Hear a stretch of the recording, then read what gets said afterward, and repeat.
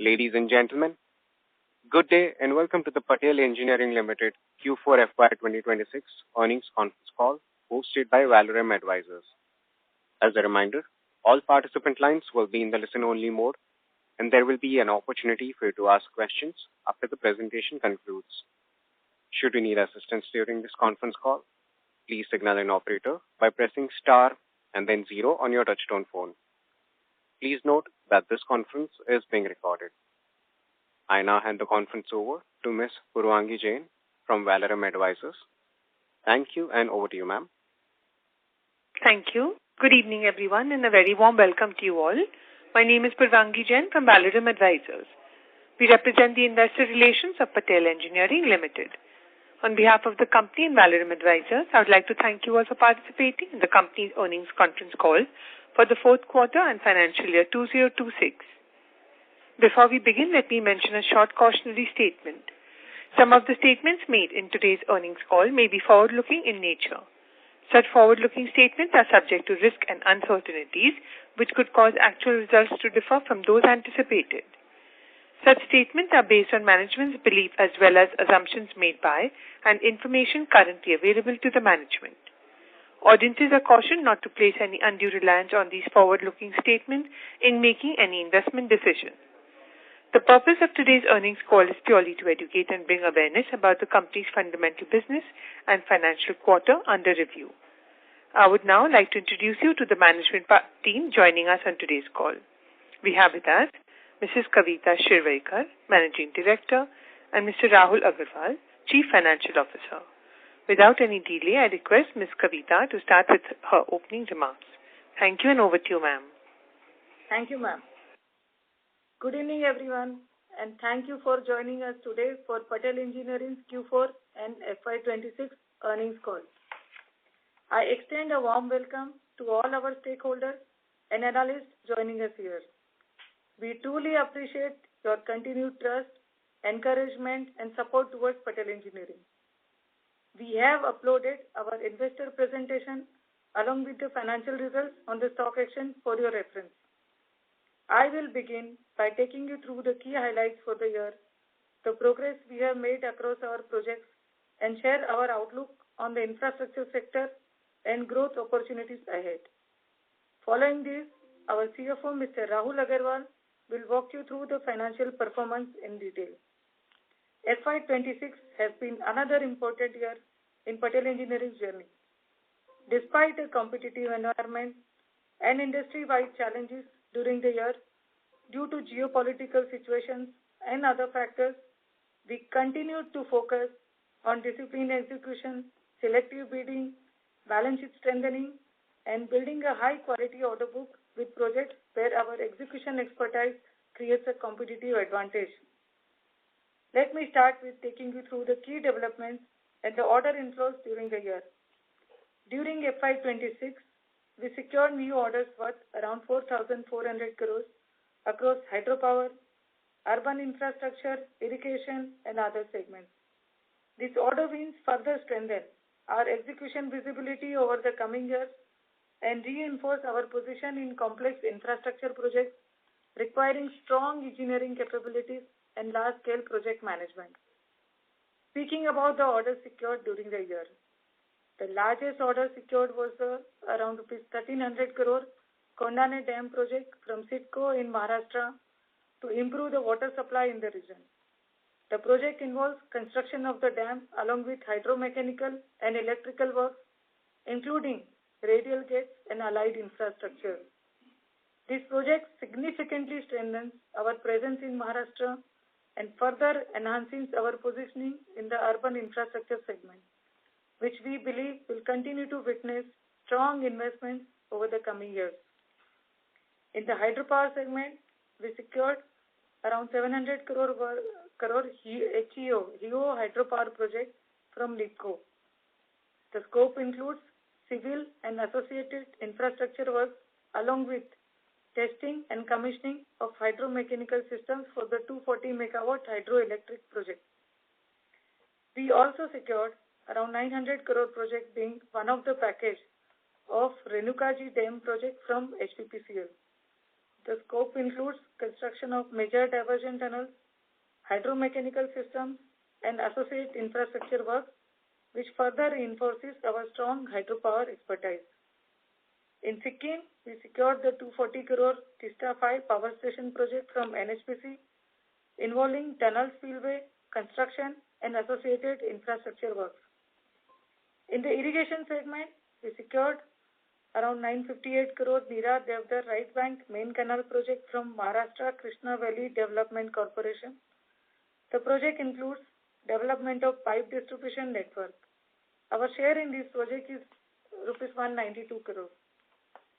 During the year, we also secured two packages of 798 crore project, which was for the coal mining contract in the area of Madhya Pradesh, where principal is Southeast Coalville Limited. On the international front, we secured Rs 231 crore Dorjiling hydroelectric power project in Bhutan. The project includes construction of diversion tunnels, road tunnels, and hydromechanical works. This project is strategically important for us because it further strengthens our international hydropower credentials and enables us to put our footprints in Bhutan, where substantial hydropower development opportunities are expected in coming years. Overall, our order inflows during the year have been well diversified across sectors and geographies and provide strong medium-term revenue visibility for the company. With this, as of March 31, 2026, our order book stands at Rs 15,119 crore. The composition is hydropower 63%, 16% is irrigation, 5% tunneling, 10% from urban infrastructure, and remaining 6% is roads and others. Further, we already started FY27 on a positive note by being declared L1 for another 1,600 crore worth of orders, which gives us good momentum entering the new financial year and gives us confidence about future growth visibility. The diversified order book positions us strongly across multiple infrastructure themes, which are expected to drive India's next phase of infrastructure growth. Apart from above, we have currently submitted tenders of around 6,000 crore, which are currently under evaluation. Further, we have identified and evaluated an immediate pipeline of around 20,000 crore, which we plan to actively pursue over the next few months. Beyond this, there are another 40,000 crore worth of projects to come up for bidding in next 1 year. Therefore, the opportunity pipeline which across sectors remains extremely strong. Now let me share some key operational highlights and project execution updates during the year. As guided earlier, revenue in FY26 has crossed 5,000 crore and we achieved revenue of Rs 5,103 crore. During the quarter, we witnessed consistent progress across all our project sites and several important milestones were achieved. On the hydropower front, work at Subansari Lower Hydroelectric Project continues to progress well. With the recent commissioning of Unit 4, the project now has 4 operational units contributing 1,000 megawatt of clean energy to the national grid. Work on the balance units is also progressing steadily. Civil work have been completed up to Unit 6 and execution remains on track across the remaining sections of the project. All 8 units are expected to be operational in this financial year. Another major achievement during the quarter came from our CIDCO Treated Water Tunnel project. I am extremely proud to share that the project achieved a record tunneling progress of 812 meters in a single month during January 2026, setting a national benchmark across TBM tunneling execution. We also completed around 6.2 kilometers of tunneling and achieved a successful TBM breakthrough at the site in this quarter. Our projects in Jammu and Kashmir, particularly the Kiru and Kwar HEB projects, are also witnessed strong progress during the quarter, with concreting activities progress at full scale. During FY26, across our major project sites, we executed more than 13.5 lakh cubic meters of concreting works and completed reinforcement works of nearly 60,000 metric tons. Now let me briefly touch upon the industry outlook and opportunities ahead. We remain highly optimistic about India's infrastructure growth story. The Union Budget 2026-27 has further strengthened our confidence across sectors where we operate. The government has increased planned capital expenditure to record 12.2 lakh crores, reaffirming its continued focus on infrastructure-led economic growth. Indian Railways has received its highest ever allocation of 2.78 lakh crores. Importantly, the government has announced 7 high-speed rail corridors across the country. Many of these corridors pass through difficult terrains, including the Western Ghats and Himalayan region, which will require significant tunneling and underground engineering expertise. This creates a very large long-term opportunity pipeline for us, considering our capabilities in underground and complex tunneling works. India is also witnessing rapid growth in metro infrastructure, with the government continuing to invest heavily in urban transport across major cities. Large metro projects are under implementation or planned across cities like Bengaluru, Mumbai, Chennai, Pune, Hyderabad, and Delhi. These projects are expected to create significant opportunities in tunneling, underground stations, and associated urban infrastructure works over the coming years.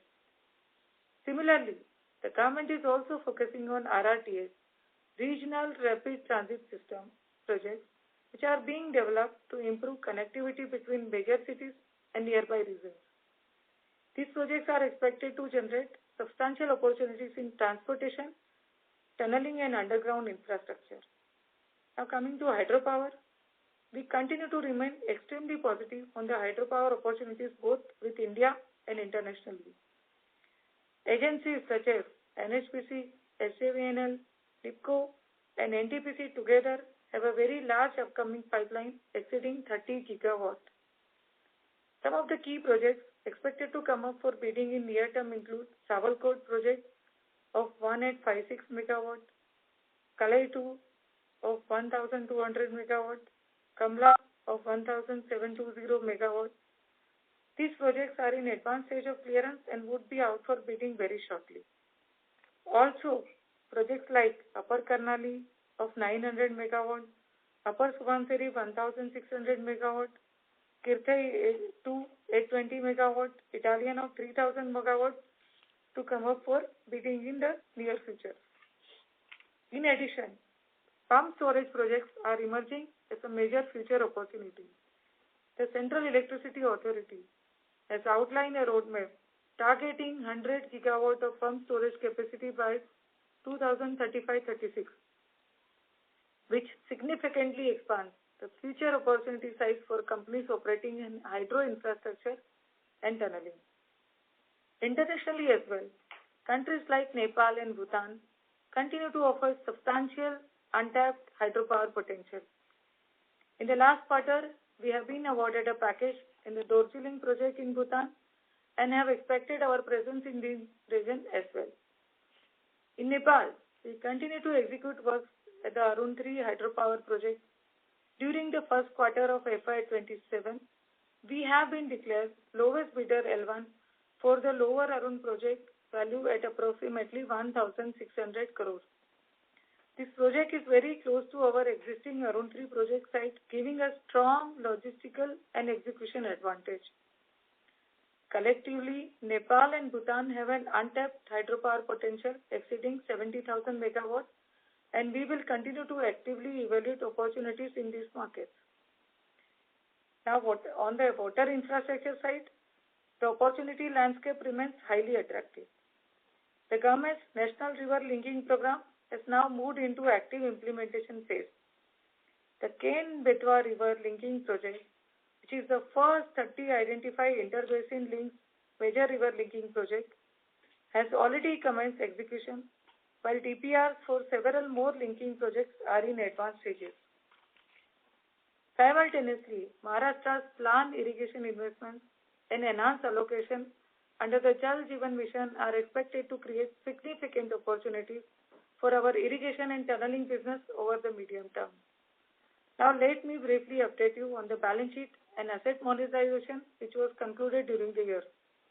In line with our strategy of monetizing approximately of around 150 crore of non-core assets annually, during FY26, we successfully completed monetization of certain non-core assets and realized approximately rupees 185 crore. This included around 135 crore from land sale and around 50 crore through arbitration awards under NITI Aayog.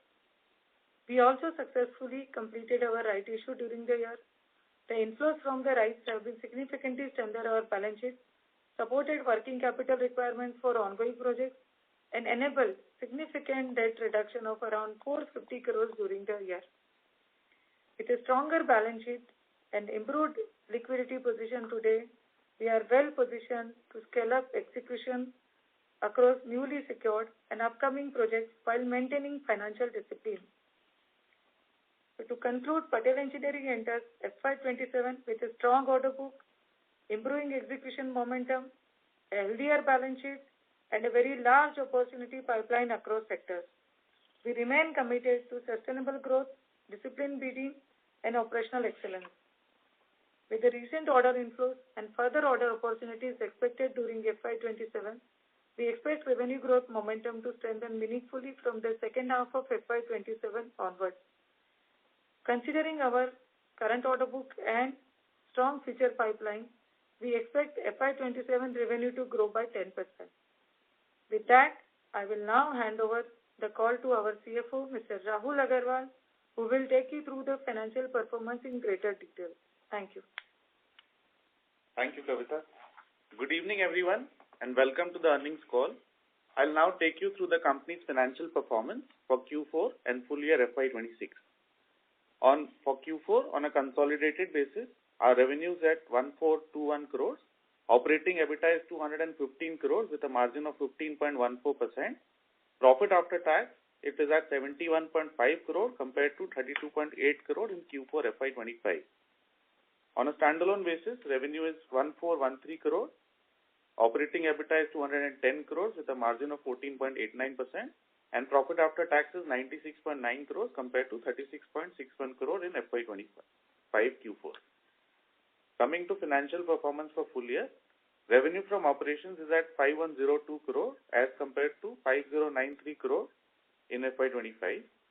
Operating EBITDA is 684 crores with a margin of 13.41%, and profit after tax is 294 crores as compared to 242 crores in the previous year, which is up by 21%.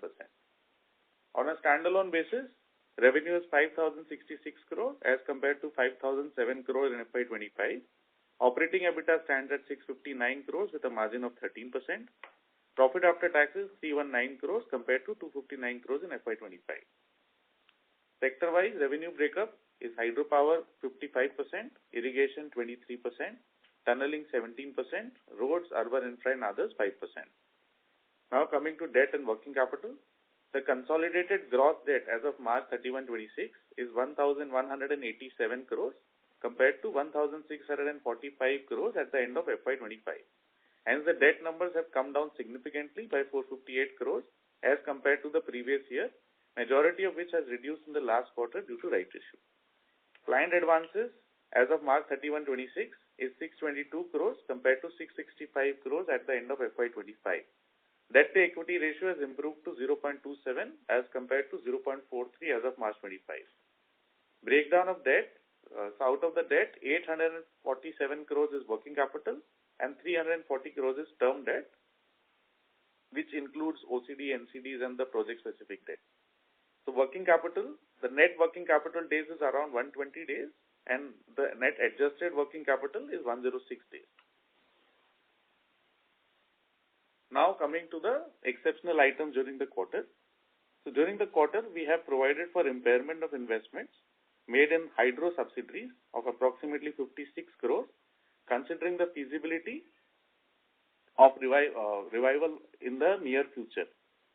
And in the quarter, we have already signed the MOU, which is for Gongri project.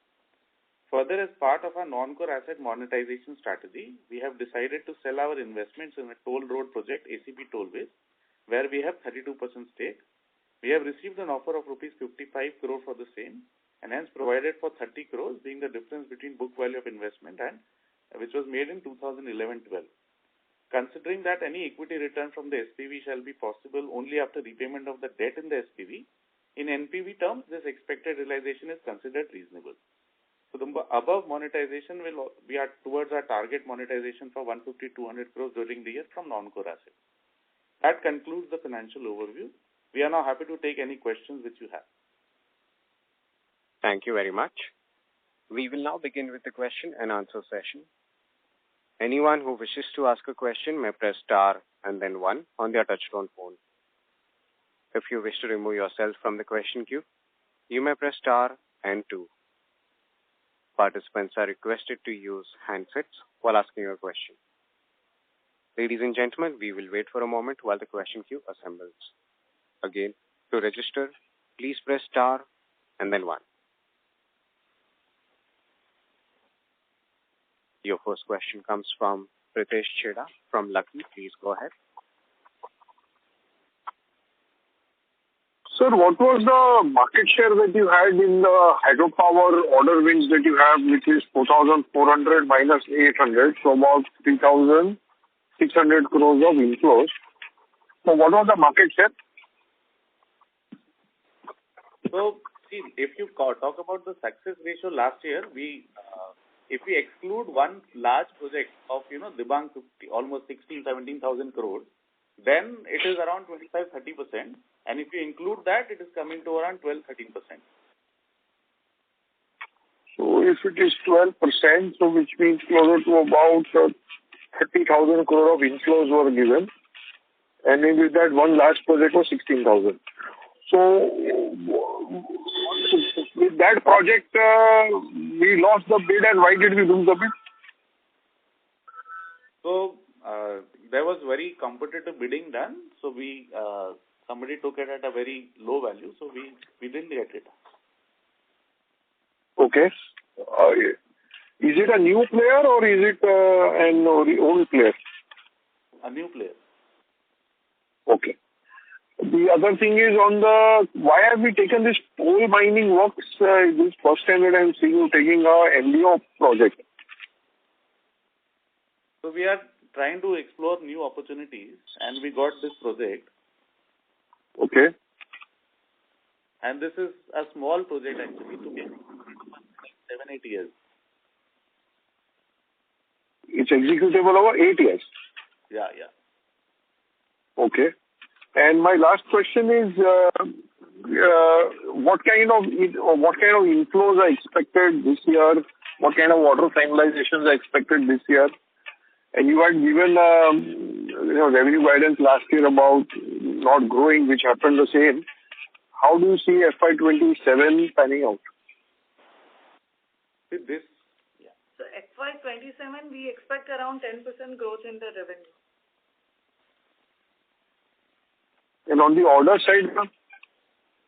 Order side, see, this year is a good beginning. We are already L1 in 1,600 crore worth of job. So we expect around 8,000 crore new order book during the year. Okay. Thank you, ma'am. Thanks. Thank you. The next question comes from the line of Ritesh Polaria with Girik Capital. Please go ahead. Yeah. So just wanted to know about your exceptional items. There is a debt and advance return of 153 crores this year. Last year it was 280 crores. So is there anything remaining to be written off, or this is end of it? No, there is nothing remaining to be written off. So last year we had done Vivad se Vishwas settlements, around 150 crores Vivad se Vishwas settlements was done. For that exceptional item was there.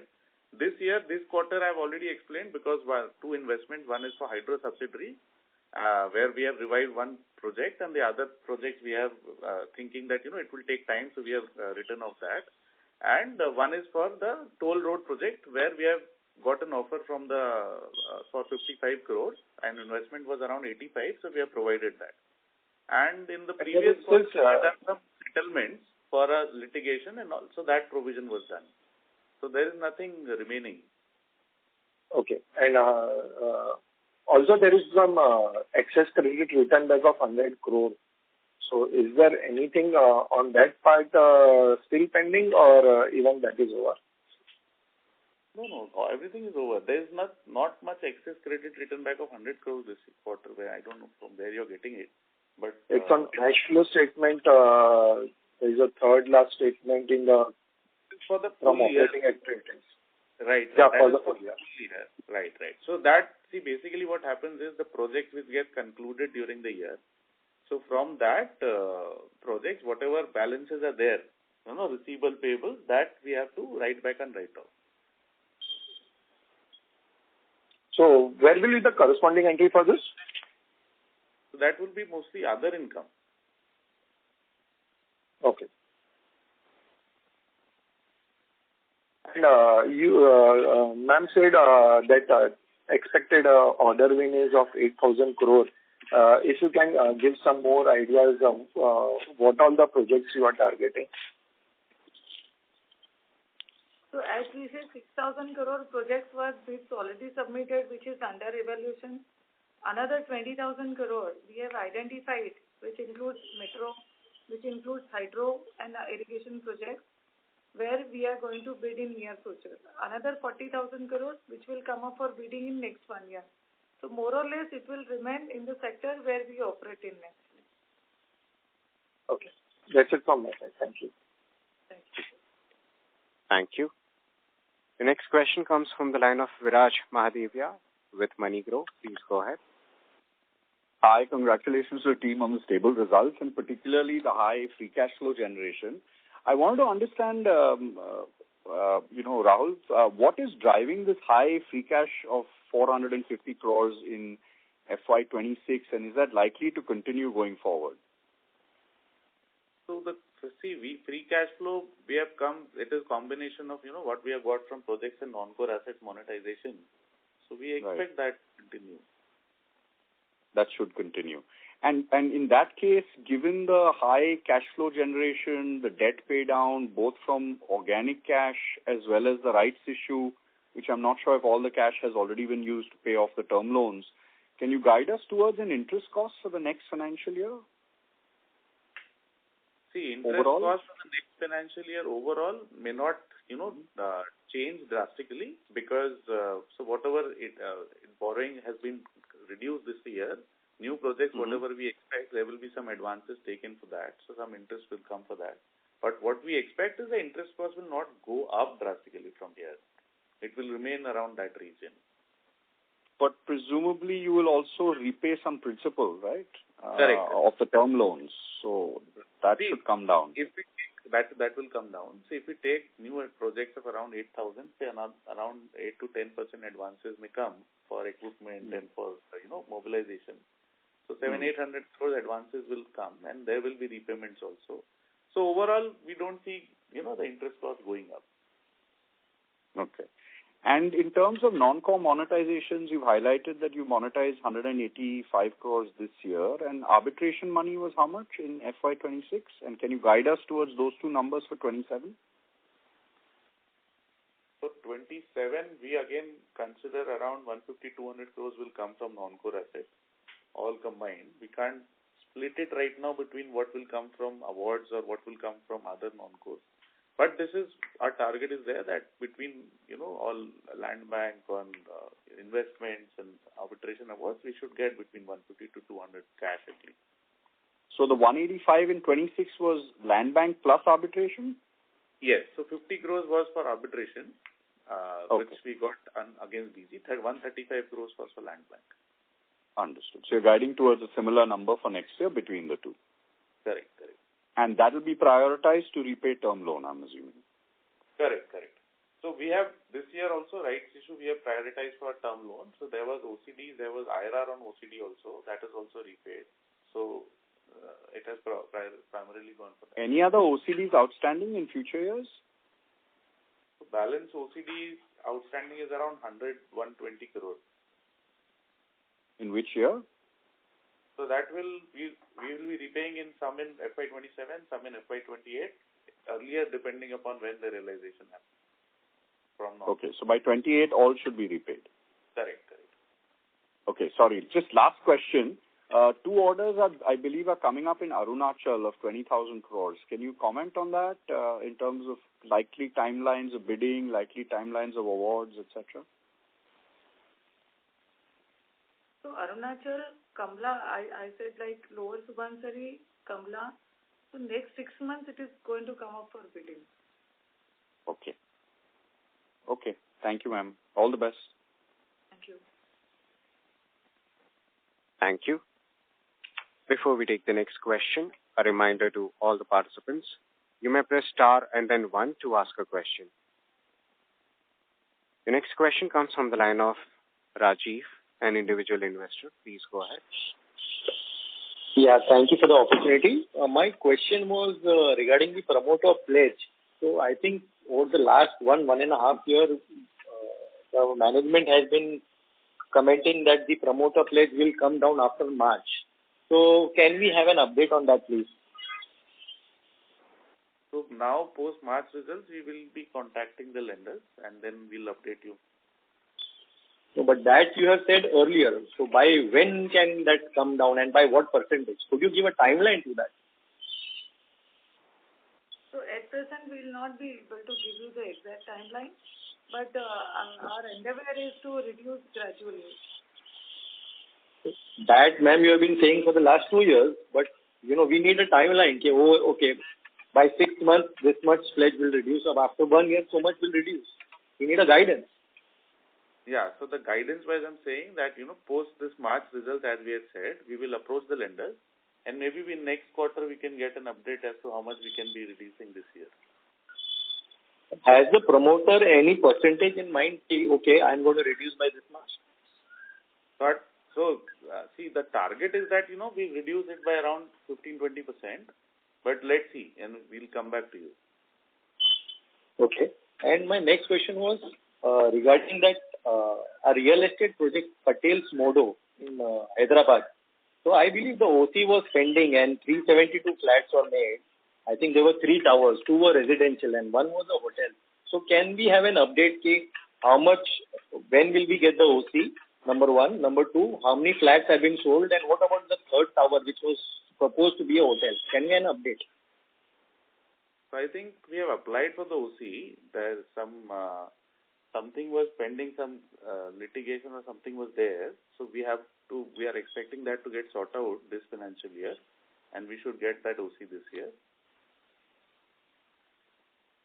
And sorry to interrupt, Rajiv sir. May we request you return to the queue for follow-up questions, please? Thank you. The next question comes from the line of Bimal Kayal, an individual investor. Please go ahead.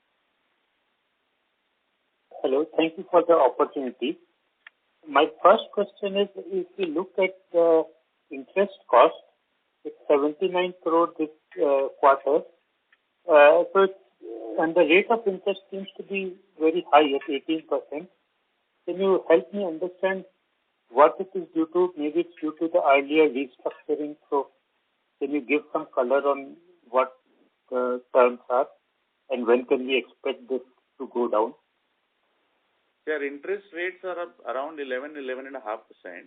So, see, the interest cost comes with basically the finance cost considers of 3 components. Okay. One is the interest on the borrower.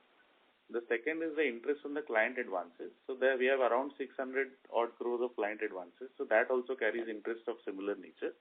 Plus we have non-fund based limits, which is bank guarantees, LCs, etc., which we have to give to the client for advances and for procurement of material.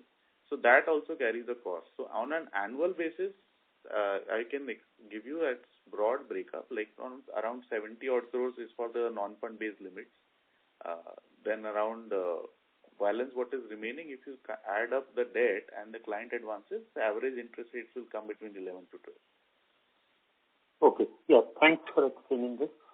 So my second question is, we have sold our ACP Tollways stake for 55 crores and that announcement mentioned that it contributed 18 crores of profit annual. So it seems like only 3 times the profit. So can you please explain how this valuation was there, and maybe that profit? Yeah. So I'll tell you. See, the net worth, if you see, of the company, okay, it is around 38 crore only. That is as of March 25. Because March 26, because we already got an offer, so we have not consolidated it and it is held for sale. So 38 crores was the net worth. And the carrying value of the investment as of March 26 in our books is now 26 crores only. So 18 crores was the profit in March 25. And that company, although profit, what is there is still a borrowing remaining of around 600 crores. And 200 crores is approximately the major maintenance which has to be incurred. So this next few years collection will go into the repayment and the incurring of the major maintenance. So once that is completed, then only some equity return can happen. So we can see only equity return after only 4-5 years. So it is better that we sell the investment and we get the money and reduce our debt. Okay. Thanks for explaining that also. One more question. Our Subansiri project, if we complete this year, will we get substantial cash flows from that, and will that help our debt reduction further? For us, we are the contractor and we are getting paid monthly as and when we do the work. So it is not as substantial. For us, it is a contract. NHPC is developing this project and they are going to get a larger chunk of revenue after commissioning. Okay. Thanks. That's all from my side. Thank you for the explanation. Thank you. Participants, if you wish to register for a question, please press star and 1 now.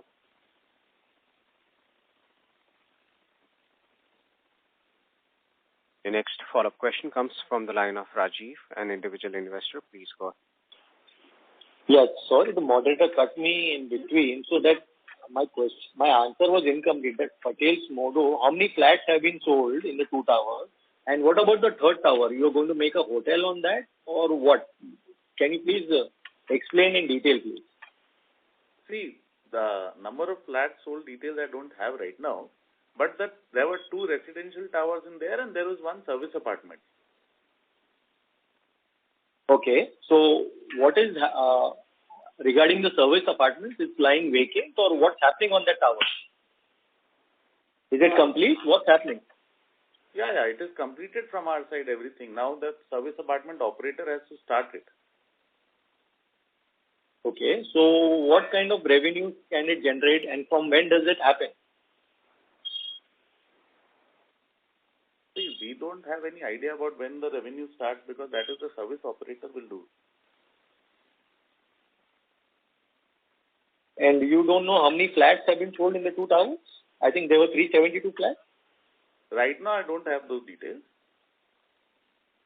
Okay. And then my next question was regarding the arbitration award. So, sir, I'm seeing that we are getting only about 50 crores per year and 700 crores are in our favor.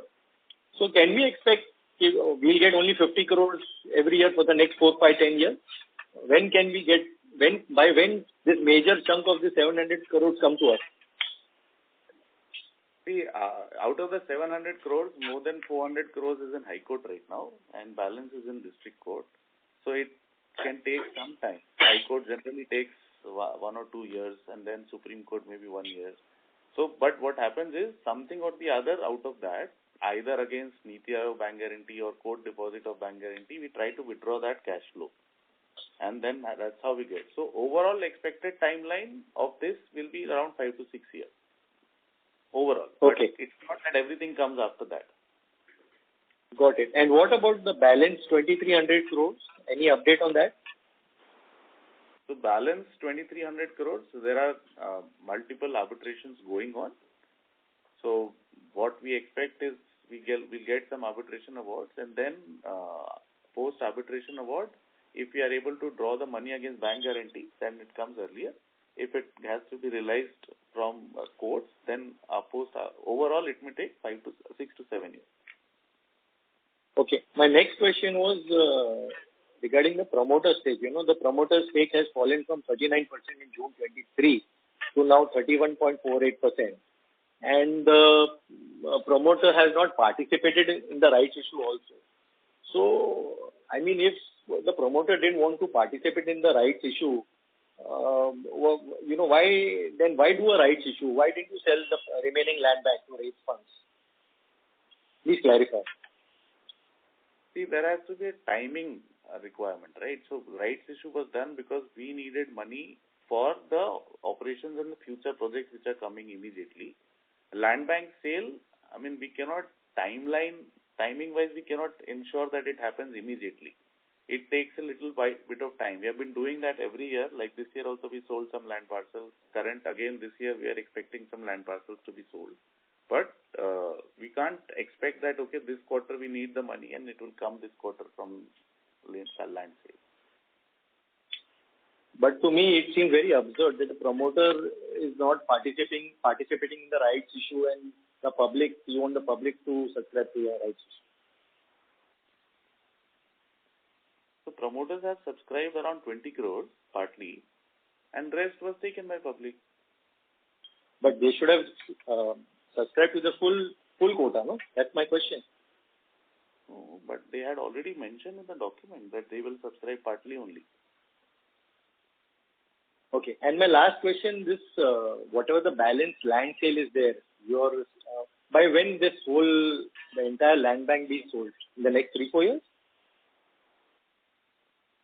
Yeah, for 4-5 years it should happen. So we have targeted few land parcels to be sold first. That will happen in the next couple of years. And the rest will take some time. So around 4-5 years. Thank you. As there are no further questions from the participants, I now hand the conference over to the management for closing comments. Thank you all for joining this call. If any questions you have, you can write to us and we can revert to you. Either you can write to us or you can write to Valorem. Thank you. Thank you. Ladies and gentlemen, on behalf of Patel Engineering Limited, that concludes this conference. Thank you everyone for joining us, and you may now disconnect your line.